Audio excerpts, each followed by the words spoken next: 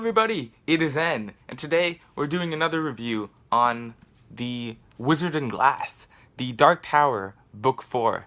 And so this book was written, I believe, after right around the 2000s, so it's right near the right around the accident time, and it stands at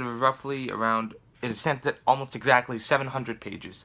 So it's a pretty great and long story, which is really annoying for me because I'm not good with long stories, especially with this kind of font. So it's a lot of words, it's a ton of story, and let me just get right into it. So, first of all, why it's called Wizard in Glass? So, the Wizard in Glass, it's kind of a backstory, like a legend that goes along with the entire story, and I really like the title. It's succinct. It doesn't make sense within like the first half of the book, but eventually it makes sense, which is kind of nice to see.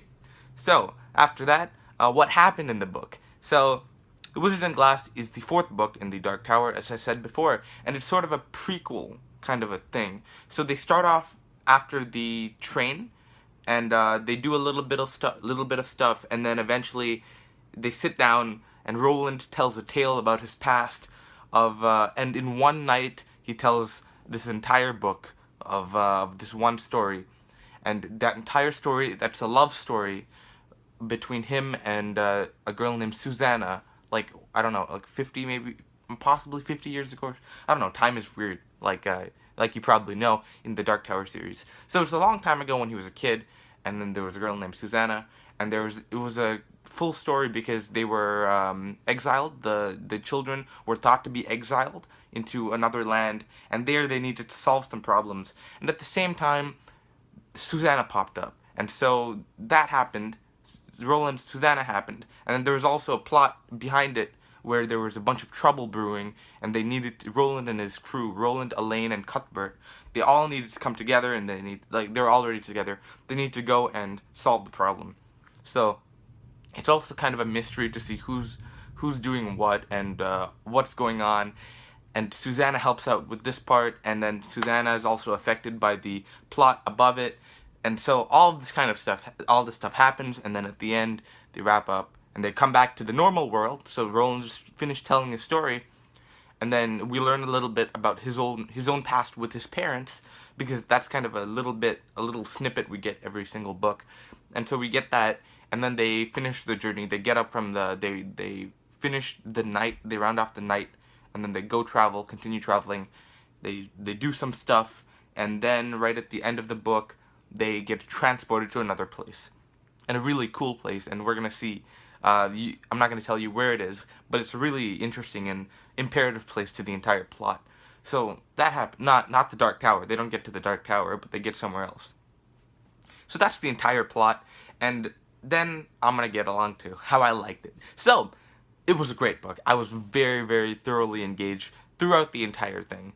So not technically, because first of all, the stories, just going through the Dark Tower as a whole, it's good, it's a good story, but I don't like the vibe of most of it. It seems like too much fantasy mixed with too much normality. So that happens, like, throughout the book, but not in the backstory, love story part. That part is just strictly the story, and it's really interesting. I love that part. It was so engaging and awesome. But the parts around it, the parts that weren't part of the backstory, I didn't like those, because those got weird and odd, and I don't like those that much.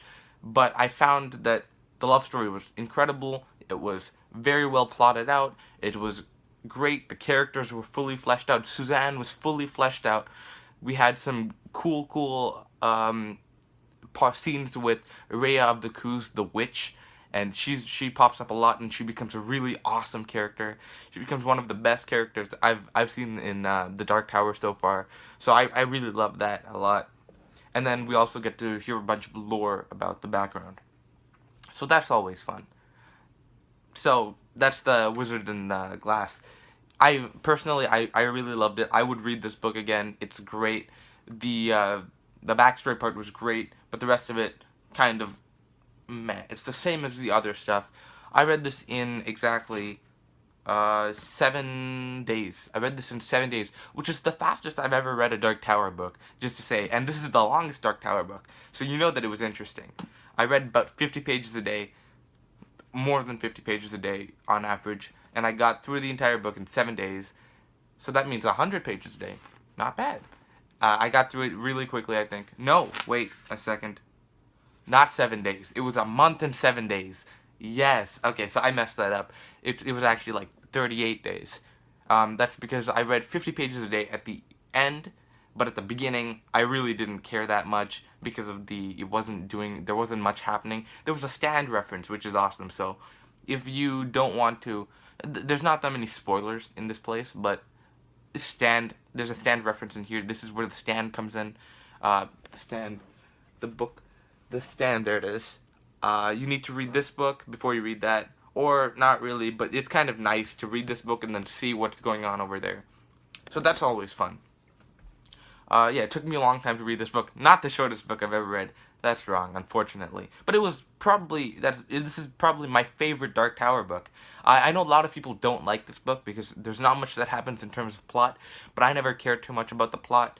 This was more fun for me. A lot of stuff happened that made sense instead of happening in this weird dark world where there's some magic doors that pop up out of nowhere, and there's a train that talks and stuff like that. So that kind of stuff is all weird. But here we've got a wizard, a witch, we've got a magic glass thing, the glass orb that you can see here, and that's practically it. We don't get too much weird stuff going on. We get a thinny. That's a cool thing that we get.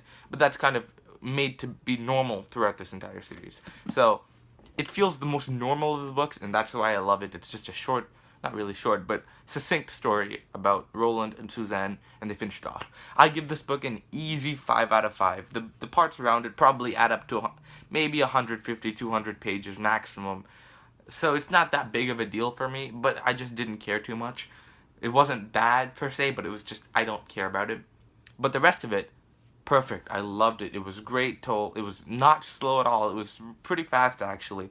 And we got a lot of stories about them. And I really, really loved it. So, 5 out of 5. Great book, Wizard and Glass. Thank you all for watching. If you liked this video, click that like button down below. And if you want to help out the channel, subscribe. Or drop a comment telling me what you want me to review, or telling me what you thought about this book, because I'd love to hear your thoughts about it. Thank you guys for watching so much, and I'll see you in the next video. Goodbye.